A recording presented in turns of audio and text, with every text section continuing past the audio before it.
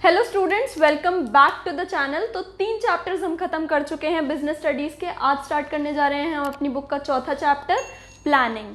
तो प्लानिंग क्या है? जब हमने फंक्शंस ऑफ मैनेजमेंट पढ़े थे उसमें 5 फंक्शंस पढ़े थे, planning, organising, staffing, directing, controlling. तो उसमें फर्स्ट फंक्शन था प्लानिंग। बस इसी के ऊपर पूरा चैप्टर है, डिटेल में हमको प्लानिंग पढ़ना है। इस चैप्टर में हर फंक्शन के ऊपर सेपरेट चैप्टर्स हैं, सब कुछ हम एक एक करके पढ़ेंगे। तो चलिए प्लानिंग स्टार्ट करते हैं। प्लानिंग का क्या मतलब होता है? Planning means thinking in advance what is to be done, when it is to be done, how it is to be done and by whom it is to be done। क्या मतलब है इसका? कि प्लानिंग का मतलब है पहले से सोच के रखना, क्या काम होना है, कैसे होना है, कब होना है और कौन करेगा।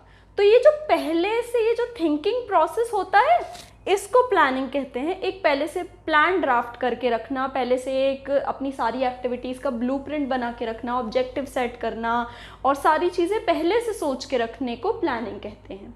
तो प्लानिंग हम अपनी डे टू डे लाइफ में भी करते रहते हैं। अगर हमको कोई भी गोल अचीव करना है, कोई भी एम अचीव करना है, तो उसके लिए आप अपने मन में प्लान ड्राफ्ट करते हैं, अपने दिमाग में प्लान ड्राफ्ट करते हैं, rather than directly jumping into it. आप ऐसा नहीं करते कि आप डायरेक्ट उसमें कूद जाओ और सीधे काम शुरू कर दो। आप पहले किसी भी चीज़ का प्लान बनाते हो और तब वो गोल ज़रूर अचीव हो जाता है।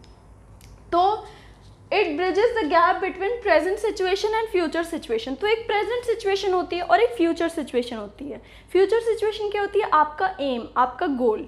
प्रेजेंट सिचुएशन से आपको गोल तक कैसे पहुंचना है, ये जो गैप है ना, ये प्लानिंग ब्रिज करता है। क्योंकि प्रेजेंट सिचुएशन में आप हो और आप सोच रहे हो फ्यूचर सिचुएशन के बारे में, आप प्लान ड्राफ्ट कर रहे हो फ्यूचर सिचुएशन के बारे में कि वहाँ तक कैसे पहुँचा जाएगा। तो ये जो इन दोनों के बीच में गैप है, इसको ब्रिज करता है, इसको फिल करता है planning. Then planning means setting objectives for a given time period. एक गिवन टाइम पीरियड के लिए आप छोटे छोटे ऑब्जेक्टिव सेट करिए। फिर formulating various course of actions to achieve them. जो आपने प्लान बनाया है, जो आपने ऑब्जेक्टिव सेट किया है, छोटा छोटा ऑब्जेक्टिव आपने एक गिवन टाइम पीरियड के लिए सेट किया है, वो कैसे अचीव होगा, इसके लिए आप different course of actions decide करिए कि आपको क्या क्या करना पड़ेगा इस ऑब्जेक्टिव को अचीव करने के लिए। उसके बाद आपको क्या करना है? Then selecting the best possible alternative from the different course of action. कि भाई अलग अलग ऑप्शंस हैं आपके पास, उसमें से आपको बेस्ट पॉसिबल ऑप्शन ढूंढना है कि आप इस तरीके से काम करेंगे तो आपका काम अच्छे से हो जाएगा, आपका जो गोल है वो ठीक से अचीव हो जाएगा, इफेक्टिवली और एफिशिएंटली अचीव हो जाएगा। तो क्या मतलब हुआ इस डेफिनेशन का? कि प्लानिंग का मतलब है कि आप छोटे छोटे एक पर्टिकुलर टाइम पीरियड के लिए आप ऑब्जेक्टिव सेट करिए। वो ऑब्जेक्टिव्स आप कैसे अचीव कर पाएंगे, इसके लिए different course of action decide करिए। और जब आप एक्शंस डिसाइड कर लेंगे तब ये सोचिए कि उसको करने के लिए बेस्ट पॉसिबल ऑल्टरनेटिव क्या है। डिफरेंट ऑल्टरनेटिव्स होते हैं आपके पास, उसमें से बेस्ट पॉसिबल ऑप्शन या फिर ऑल्टरनेटिव क्या है आपके पास उस गोल को अचीव करने के लिए। तो ये था भाई प्लानिंग का इंट्रोडक्शन। चलिए अब इसके फीचर्स देख लेते हैं। तो चलिए अब शुरू करते हैं। Nature, feature and characteristics of planning. तो प्लानिंग के क्या फीचर्स हैं? First, contributes to objectives. Planning objective decide करने में और ऑब्जेक्टिव सेटअप करने में बहुत ज़्यादा कंट्रीब्यूट करता है, क्योंकि प्लानिंग तो शुरू ही ऑब्जेक्टिव सेट करने से होता है। प्लानिंग में फर्स्ट स्टेप जो होता है वो होता है ऑब्जेक्टिव सेट करना, कि कंपनी, ऑर्गेनाइजेशन का ऑब्जेक्टिव क्या होगा ये आप सेटअप करेंगे, उसका एम, उसका टास्क क्या है ये आप सेटअप करते हैं।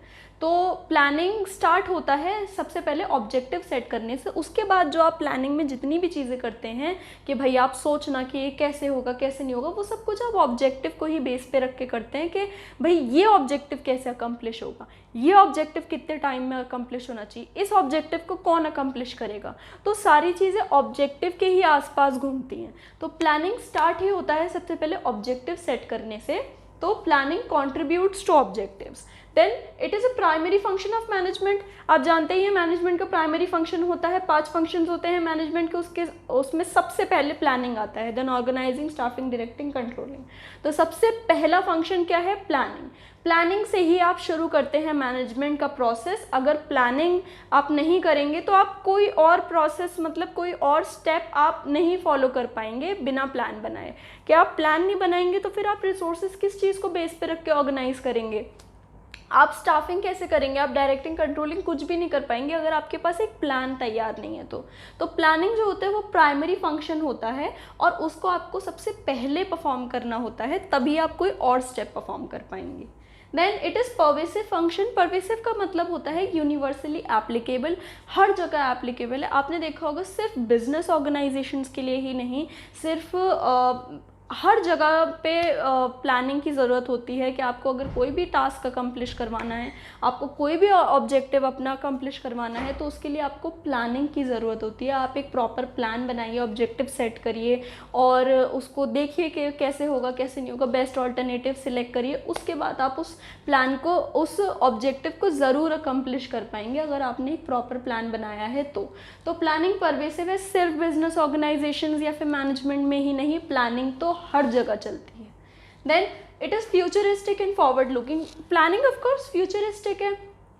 आप प्रेजेंट सिचुएशन में बैठे हुए आप फ्यूचर के बारे में सोचते हैं, आप सोचते हैं कि आगे कैसे होगा, ये काम कैसे होगा, आगे मुझे ये करना है, ये करना है, ये करना है। आप उस टाइम पे कुछ भी कर नहीं रहे हो, आपका काम एक्शन लेना नहीं है, आपका काम है दिमाग का। आपको थिंकिंग करनी है प्रेजेंट में बैठे हुए फ्यूचर के बारे में। तो प्लानिंग क्या है, फ्यूचरिस्टिक है, वो प्रेजेंट में बैठे हुए फ्यूचर के बारे में सोचती है। Then continuous process. Planning is a continuous process, चलता रहता है। प्लानिंग में आप कभी भी रुक नहीं सकते हो। ऐसा नहीं है कि आपने एक प्लान ड्राफ्ट करके दे दिया और उसके बाद सब कुछ हो रहा है। आप प्लान ड्राफ्ट करके दे भी देंगे तब भी आपको एकदम अटेंटिव रहना पड़ता है, आपको बिजनेस एनवायरनमेंट को स्कैन करते रहना पड़ता है, क्योंकि आप जानते हैं बिजनेस एनवायरनमेंट जो होता है डायनामिक होता है, तो वो it keeps on changing regularly. तो अगर कोई भी चेंजेस आते हैं एनवायरनमेंट में तो उसके अकॉर्डिंग ही प्लान को उस तरीके से फिर मॉडिफाई करना पड़ता है कि भाई जो चेंज आया उसके अकॉर्डिंग फिर प्लान को मॉडिफाई करना ही पड़ेगा। तो planning is a continuous process, आप प्लानिंग करते में रुक नहीं सकते हो। Then involves decision making.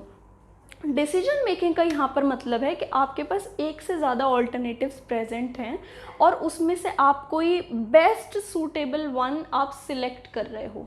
अगर आपके पास एक ही ऑल्टरनेटिव है, आपके पास कोई और चॉइस ही नहीं है, ऑप्शन ही नहीं है, तो प्लानिंग की ज़रूरत ही नहीं पड़ेगी। डिसीजन मेकिंग का ही ये मतलब है कि आप डिसाइड कर रहे हो कि उन 5-6 ऑल्टरनेटिव्स या फिर एक से ज़्यादा ऑल्टरनेटिव्स में से आप क्या सिलेक्ट करो जो कि मोस्ट सूटेबल वन हो। जैसे आपको एक एग्जांपल दे देते हैं कि भाई आपको अपने गुड्स ट्रांसपोर्ट कराने हैं, इंटर स्टेट ट्रांसपोर्ट कराने हैं, ठीक है। तो आपने कुछ एजेंसीज से बात करी जो कि ट्रांसपोर्टेशन का काम करती हैं। तो क्या हुआ कि भाई आपने, अगर आपके पास एक ही, उस टाइम पे सिर्फ एक ही एजेंसी अवेलेबल है, एक ही कंपनी अवेलेबल है जो आपके गुड को ट्रांसपोर्ट करा सकती है, सिर्फ एक ही, तो उस टाइम पे आप क्या सोचेंगे? आपके पास कोई ऑप्शन है? आप कोई प्लान बनाएंगे? नहीं बनाएंगे। आपकी मजबूरी है कि आपको उसी से काम कराना पड़ेगा, तो आप उसी से ट्रांसपोर्ट करा देंगे अपना गुड। लेकिन अगर आपके पास 5-6 एजेंसीज़ हैं, आपके पास हैं कि भाई मैं इससे भी करा सकता हूँ, इससे भी और इससे भी, तो आप सोचेंगे कि भाई किसकी कॉस्ट ज़्यादा है, किसकी कॉस्ट कम है, और कौन ज़्यादा फास्ट डिलीवरी कराता है, कौन ज़्यादा ट्रस्टेबल है। तो मतलब आप ये सारी चीज़ों को अच्छी तरीके से एनालाइज करके प्लान बनाएंगे और फिर मोस्ट सूटेबल ऑप्शन आप सिलेक्ट करेंगे, डिसाइड करेंगे। तो क्या मतलब हुआ कि प्लानिंग में डिसीजन मेकिंग होती है, और प्लानिंग तभी पॉसिबल है जब एक से ज़्यादा आपके पास ऑल्टरनेटिव मौजूद हो। अगर आपके पास एक ही ऑल्टरनेटिव है तो आपके पास और कोई चॉइस नहीं है, आपको वही करना पड़ेगा, वहाँ पे प्लानिंग की ज़रूरत नहीं पड़ती है। लेकिन अगर आपके पास एक से ज़्यादा ऑल्टरनेटिव मौजूद होते हैं तब आपको बेस्ट पॉसिबल ऑल्टरनेटिव को सिलेक्ट करना पड़ता है और उसी को डिसीजन मेकिंग कहते हैं। तो planning involves decision making. Then planning is a mental exercise, दिमाग में होता है। It is a process of thinking skills, मतलब आप सोचते हो, अपने दिमाग में एक पूरा प्लान ड्राफ्ट करते हो, उसके बाद आप कोई एक्शन लेते हो। तो क्या होता है कि भाई एक थिंकिंग का काम और एक्शन का काम अलग अलग काम होता है। इसीलिए जब हमने प्रिंसिपल्स ऑफ टेलर पढ़े थे, उसमें आपने फंक्शनल फोरमैनशिप में देखा था कि भाई टेलर ने प्लानिंग में दो डिपार्टमेंट, फैक्ट्री को दो डिपार्टमेंट्स में बांट दिया था। एक का काम था प्लानिंग करना और एक का काम था मैन्युफैक्चरिंग करना, क्योंकि प्लानिंग जो है वो बहुत कॉम्प्लेक्स फंक्शन होता है, थिंकिंग स्किल रिक्वायर्ड होती है। अगर आप इसमें एक्शन भी डालेंगे तो फिर उतनी आसानी से थिंकिंग नहीं हो पाती है। तो thinking is a separate function. तो प्लानिंग एक मेंटल एक्सरसाइज है जो सिर्फ दिमाग में होती है और इट रिक्वायर्स थिंकिंग। तो ये थे भाई हमारे characteristic feature and nature of planning. चलिए प्लानिंग की इंपॉर्टेंस देख लेते हैं। तो फर्स्ट इंपॉर्टेंस है provides direction. Planning provides direction का मतलब है कि प्लानिंग पहले से एक ऑब्जेक्टिव सेट करता है। तो प्लानिंग में क्या होता है कि पहले से मैनेजर को पता होता है कि अपनी ऑर्गेनाइजेशन के एफर्ट्स को किस डायरेक्शन में लेके जाना है, कि भाई ये ऑब्जेक्टिव मैंने सेट किया हुआ है, तो इस ऑब्जेक्टिव को अचीव करने के लिए हमें ये कोर्स ऑफ एक्शंस परफॉर्म करने पड़ेंगे, तो हमको इस डायरेक्शन में मूव करना होगा। तो प्लानिंग में क्या होता है कि इट प्रोवाइड्स डायरेक्शन प्रोवाइड करता है प्लानिंग। कैसे कि भाई पहले से ऑब्जेक्टिव सेट होता है तो पता होता है किस डायरेक्शन में जाना है, तो मैनेजर क्या करता है, सबको उसी के अकॉर्डिंग उसी डायरेक्शन में ले जाने के लिए इंस्ट्रक्शंस देता है। तो यहाँ पे यूनिटी ऑफ डायरेक्शन वाली बात भी आती है कि भाई पूरी ऑर्गेनाइजेशन के जो एफर्ट्स हैं अगर वो एक ही डायरेक्शन में होंगे तो फिर क्या होता है उससे कि भाई ऑब्जेक्टिव अपना अच्छे से अचीव हो जाता है। तो प्लानिंग प्रोवाइड्स डायरेक्शन। कैसे कि भाई ऑब्जेक्टिव सेट होते हैं तो पता होता है कि किस डायरेक्शन में मूव करना है। Then reduces the risk of uncertainties. तो हर बिजनेस में अनसर्टेनिटीज़ तो होती ही हैं, रिस्क होती है कि पता नहीं कब क्या हो जाए क्या नहीं हो जाए, लेकिन प्लानिंग क्या करता है, प्लानिंग अनसर्टेनिटीज़ की रिस्क को रिड्यूस करता है। कैसे कि भाई प्लानिंग फ्यूचरिस्टिक होता है। प्लानिंग में क्या होता है कि मैनेजर अपने दिमाग पे जोर दे के ये सोचने की कोशिश करता है कि आगे सिचुएशन में कैसी कैसी प्रॉब्लम्स अराइज हो सकती हैं, क्या क्या रिस्क अराइज हो सकती हैं, और उसके अकॉर्डिंग पहले से प्लान बना के रखता है, पहले से एक ऑल्टरनेटिव सेट करके रखता है कि भाई अगर ऐसी प्रॉब्लम हो जाएगी तो इसका सॉल्यूशन मेरे पास ये है, अगर ये हो जाएगा तो ये है। तो इसके लिए क्या होता है कि भाई इससे ऑफकोर्स रिस्क या फिर अनसर्टेनिटीज़ जो होती हैं उसका जो रिस्क होता है वो कम हो जाता है, रिड्यूस हो जाता है, क्योंकि प्लानिंग क्या करता है कि पहले से फ्यूचरिस्टिक सोच के रखता है और पहले से उस चीज़ का सॉल्यूशन भी सोच के रखता है। Then reduces overlapping and wasteful activities. तो भाई मैनेजर को पहले से पता होता है, अगर वो प्लानिंग करके बैठा होता है तो उसको पहले से पता होता है कि मेरा ये ऑब्जेक्टिव है, इसको अचीव करने के लिए मुझे इस डायरेक्शन में अपने ऑर्गेनाइजेशन के एफर्ट्स को लेकर जाना है। तो क्या होता है कि भाई वो उसी हिसाब से फिर कमांड देता है, उसी हिसाब से कमांड देता है, तो हर लेवल पे उसी हिसाब से कमांड जाती है और सबको पता होता है कि हमको इस डायरेक्शन में मूव करना है। तो क्या होगा कि सब फिर उसी डायरेक्शन में मूव करेंगे और किसी के भी एफर्ट्स वेस्ट नहीं होंगे, किसी की भी एनर्जी वेस्ट नहीं होगी। एक काम दो तीन तीन बार नहीं होगा, सबको पता होगा हमारा काम क्या है, हमारा काम क्या है। तो प्लानिंग से ओवरलैपिंग और वेस्टफुल एक्टिविटीज़ रिड्यूस होती हैं। अगर प्लानिंग नहीं होगी तो किसी को पता ही नहीं होगा हमको क्या करना है। पता चला एक काम किसी ने 3-4 बार कर दिया, किसी ने ये कर दिया, किसी ने वो कर दिया, तो मतलब किसी पे ठीक से डायरेक्शंस ही नहीं होंगे। डायरेक्शन कैसे नहीं होंगे, क्योंकि मैनेजर के पास खुद एक प्लान नहीं है, मैनेजर को खुद नहीं पता क्या करना है।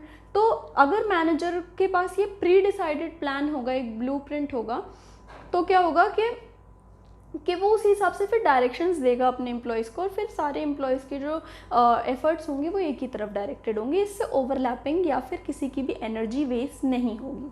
Then promotes innovative ideas. तो प्लानिंग एक थिंकिंग फंक्शन है भाई। ये प्लानिंग में क्या होता है कि मैनेजर को अपने दिमाग पे बहुत जोर दे के सोचना पड़ता है फ्यूचर के बारे में, फ्यूचर में कैसी कैसी सिचुएशन आ सकती हैं इसके बारे में। तो डिफरेंट सिचुएशंस के बारे में मैनेजर को बहुत डीपली स्टडी करना पड़ता है और सोचना पड़ता है कि भाई ऐसा भी हो सकता है, ऐसा भी हो सकता है। तो प्लानिंग की वजह से एक मैनेजर बहुत इनोवेटिव वे में सोचने लगता है, बहुत डिफरेंटली सोचने लगता है, और जितना माइंड इनोवेटिव होता जाता है उतना ही क्रिएटिव होता जाता है। फिर इनोवेशंस, नई नई इनोवेशंस वो करता है कि अगर आप डिफरेंटली सोचते हो तो फिर आप इनोवेटिव होते जाते हो। तो प्लानिंग की वजह से एक मैनेजर इनोवेटिव भी हो जाता है, फिर वो इनोवेटिव आइडियाज़ देता है। कैसे? क्योंकि वो थिंकिंग स्किल बहुत ज़्यादा करने लगता है, वो बहुत ज़्यादा इंटेलेक्चुअल हो जाता है। Then facilitates decision making. Planning decision making facilitate करता है। कैसे कि भाई जैसे अभी भी डिस्कस करी थी ये वाली बात फीचर्स में कि भाई 3-4 ऑप्शंस होंगे हमारे पास, तो उसमें क्या करना होता है मैनेजर को प्लानिंग में कि एक बेस्ट सूटेबल ऑप्शन सिलेक्ट करना होता है और उस पर जो कि ऑब्जेक्टिव को अचीव कराने में हेल्प कर सके। तो प्लानिंग में डिसीजन मेकिंग होती है। Establish standard for controlling. अब चलिए ये एक नई बात है। कंट्रोलिंग में क्या बात थी कि कंट्रोलिंग में क्या होता है कि आपको हमने जब फंक्शंस पढ़े थे मैनेजमेंट के फंक्शंस चैप्टर नंबर 1 में, तो तब हमने ये चीज़ डिस्कस करी थी कि कंट्रोलिंग का क्या मतलब होता है। कंट्रोलिंग का मतलब होता है कि आप पीछे देख रहे हैं, आप चेक कर रहे हैं कि मेरा जो ऑब्जेक्टिव मैंने प्लानिंग के टाइम पे सेट किया था वो ऑब्जेक्टिव अचीव हो गया या नहीं हो गया है। तो कंट्रोलिंग जो होता है लास्ट स्टेप होता है, लास्ट फंक्शन होता है मैनेजमेंट का। इसमें ये देखा जाता है कि जो एक्चुअल आउटपुट है वो स्टैंडर्ड आउटपुट के बराबर है या नहीं। एक्चुअल आउटपुट क्या है, जो बन के तैयार हुआ है, और स्टैंडर्ड आउटपुट क्या है, जो प्लानिंग के टाइम पे बनाया था। तो अगर प्लानिंग ही नहीं होगी तो फिर कंट्रोलिंग के लिए स्टैंडर्ड कहाँ से बनेगा। वो एक्चुअल आउटपुट क्या था, वो ऑब्जेक्टिव क्या था जिस पे पूरी फंक्शन चला, वो तो पता ही नहीं होगा। तो planning serves as a standard for controlling also. Controlling के लिए एक स्टैंडर्ड क्रिएट करके देता है कि भाई ये स्टैंडर्ड आपके पास स्टैंडर्ड है, इससे आप मैच करिए अपने एक्चुअल आउटपुट को। अगर बराबर है तो ठीक है, अगर नहीं है तो करेक्टिव मेजर्स लीजिए। तो controlling serves standard for planning serves standard for controlling. Then last is focuses attention on the objectives of the company. Of course planning का पहला काम क्या है, ऑब्जेक्टिव सेट करना, और उसके बाद प्लानिंग के बाकी काम क्या है, उस ऑब्जेक्टिव को अचीव करने के लिए हर पॉसिबल चीज़ मतलब सोचना। तो क्या है कि भाई आपके पास ये ऑब्जेक्टिव सेट है तो आप सारी चीज़ें सोचेंगे कि भाई मैं कैसे इस ऑब्जेक्टिव को अचीव करूँ, कैसे होगा ये काम, कब होगा, मतलब कितना लगेगा, इसमें कितने रिसोर्सेज लगेंगे, कौन कौन करेगा, कितना मैन फोर्स लगेगा। तो सारी चीज़ें आपको सोच के रखनी पड़ती हैं। तो ऑफ कोर्स प्लानिंग का जो फोकस होता है, वो अटेंशन होता है, वो ऑब्जेक्टिव ही तो होता है, कंपनी का ऑब्जेक्टिव अचीव करना ही तो होता है। प्लानिंग किस चीज़ पे वर्क करता है कि भाई ये मेरे पास ऑब्जेक्टिव है, इसको अचीव करने के लिए मुझे सारी चीज़ें सोच के रखनी है पहले से। अगर वो ऑब्जेक्टिव ही नहीं होगा या फिर उसे अगर वो ऑब्जेक्टिव अचीव ही नहीं करना होता तो प्लानिंग का ही क्या फ़ायदा होता। तो प्लानिंग जो होती है वो पूरी ऑब्जेक्टिव अचीव करने के लिए ही होती है। तो उसका जो मेन फोकस, जो मेन अटेंशन होता है वो होता है कंपनी का, ऑर्गेनाइजेशन का ऑब्जेक्टिव अचीव करना। तो ये थी हमारी इम्पॉर्टेंस ऑफ प्लानिंग कि भाई प्लानिंग हमारे लिए क्यों ज़रूरी है। चलिए अब देखते हैं लिमिटेशंस ऑफ प्लानिंग। चलिए अब लिमिटेशंस देख लेते हैं प्लानिंग की। तो प्लानिंग की लिमिटेशंस एक इंटरनल लिमिटेशंस होती हैं और एक्सटर्नल लिमिटेशंस होती हैं। इंटरनल लिमिटेशंस क्या हैं, जो इंटरनल फैक्टर्स की वजह से होती हैं। ऑर्गेनाइजेशन के जो इंटरनल फैक्टर्स होते हैं उनकी वजह से जो लिमिटेशंस आती हैं वो इंटरनल लिमिटेशंस कहलाती हैं, और एक्सटर्नल फैक्टर्स की वजह से जो लिमिटेशंस आती हैं वो एक्सटर्नल लिमिटेशंस कहलाती हैं।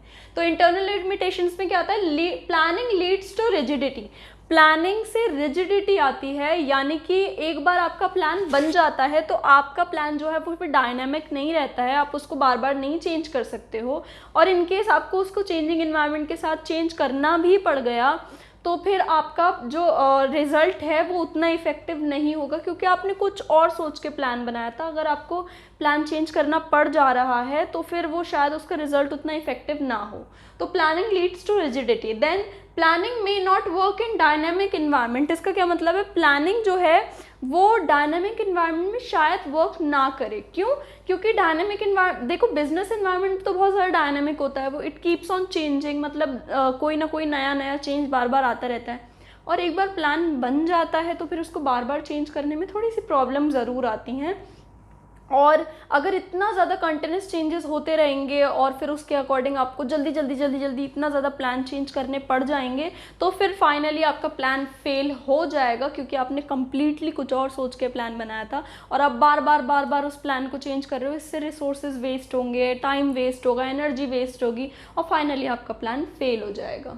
Reduces creativity. जनरली होता क्या है कि प्लानिंग करते टाइम एक बार जब प्लान ड्राफ्ट हो जाता है तो मैनेजर्स ना ब्लाइंड फोल्डेड होकर उस प्लान को फॉलो अप करते रहते हैं कि अब इस प्लान को अचीव करने के लिए क्या क्या करना है, वो सब वो करते रहते हैं, लेकिन अपनी क्रिएटिविटी को वो कहीं ना कहीं खो देते हैं। कैसे कि भाई एक बार प्लान बन गया तो फिर वो लोग इतना ज़्यादा ध्यान नहीं देते हैं कि मतलब क्या करना है, मतलब कुछ और करना है, कुछ इनोवेटिव आइडियाज़ लेकर आएँ, बिजनेस इन्वायरमेंट को स्कैन करें और फिर कुछ नया लेकर आएँ, तो वो अपनी क्रिएटिविटी खो देते हैं, सिर्फ एक प्लान को फॉलो करने में लग जाते हैं। Then planning involves huge cost. कैसे ह्यूज कॉस्ट? क्योंकि प्लानिंग को करने में बहुत ह्यूज कॉस्ट लगती है। कैसे? क्योंकि भाई अगर आप प्लानिंग जब करते हो तो प्लानिंग एक थिंकिंग प्रोसेस है, उसके लिए आपको एक प्रोफेशनल को आपको वो करना पड़ता है, हायर करना पड़ता है। तो वो जो जिस भी प्रोफेशनल को आप हायर करेंगे उसको आप एक अच्छी सैलरी देते हैं। Not only that professional salary, other factors also, जैसे कि आपको फैक्ट्स एंड फिगर्स को कलेक्ट करने के लिए काफ़ी पैसे खर्च करने पड़ते हैं। तो ये सारी चीज़ें भाई बहुत ह्यूज कॉस्ट देती हैं एक ऑर्गेनाइजेशन को। Then time consuming process. Planning is a time consuming process. How? Because it is a thinking skill. ठीक है, ये सोचने के बारे में, और सोचना ऐसा नहीं होता आप एक रात बैठे और मतलब कि एक बार में आपने प्लान बना लिया। तो इट इन्वॉल्व्स मतलब बहुत ज़्यादा ना आपको डेटा कलेक्ट करना पड़ता है, फैक्ट्स कलेक्ट करने पड़ते हैं, इन्वायरमेंट स्कैन करना पड़ता है, तब आप एक प्लान ड्राफ्ट करते हो। आप रातों रात एक प्लान नहीं बना लेते हो।